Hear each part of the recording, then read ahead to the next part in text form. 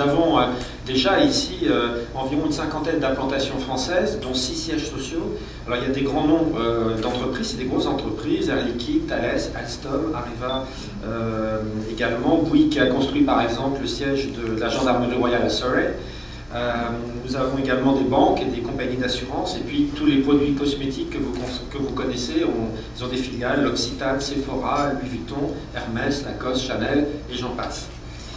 J'avais prévu de donner quelques détails sur certaines d'entre elles, mais je vais m'en tenir à un exemple très récent, dans un domaine qui est très important pour le Canada. Tout d'abord, par exemple, la construction du pont Portman, qui inclut l'ajout d'une voie sur l'autoroute 2001 en 2010 de 35 km entre Vancouver et Langley. C'est quand même 2,46 milliards de dollars. Il s'agit du projet, le plus important projet de pont à péage au monde. C'est ici.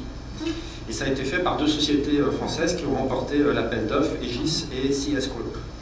Et alors très récemment, vous avez peut-être vu dans la presse un cas, c'est Dalkia, il y a un fonds canadien. Là encore, ça montre l'importance d'avoir des partenaires canadiens pour réussir, pour des entreprises françaises. C'est Fengate Capital Management Limited, qui ont décidé de construire une des plus importantes centrales de biomasse au Canada, qui sera construite et exploitée à Fort St. James. Ça permettra de valoriser 307 000 tonnes de biomasse par an. Tout ça a été fait en étroite collaboration avec les entreprises locales, les scieries, les Premières Nations. Et cela permettra, cette biomasse sera utilisée par cette centrale, elle proviendra des déchets de l'industrie forestière de Colombie-Britannique. C'est quand même un projet très important qui servira près de 40 000 foyers canadiens et évitera des rejets équivalents à 45 000 voitures.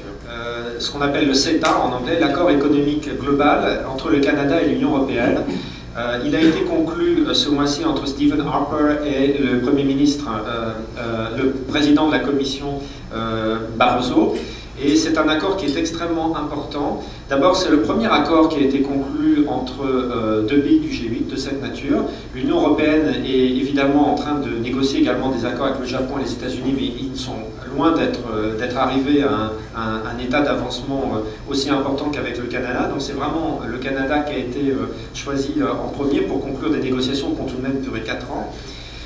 Cet accord va ouvrir des nouvelles opportunités commerciales sur les biens et les services, de même que pour les investissements. L'accès au marché de la Colombie-Britannique améliorera les positions européennes, mais également l'accès au marché canadien améliorera les positions canadiennes dans les territoires respectifs des États membres de l'Union. Pour vous donner quelques chiffres, il est attendu que cet accord, la ECG ou CETA en anglais, se traduise par une augmentation du commerce bilatéral de 23%, soit 38 milliards de dollars, dont 12 pour le Canada, ce qui stimulera la croissance et l'emploi des 2 côtés de l'Atlantique.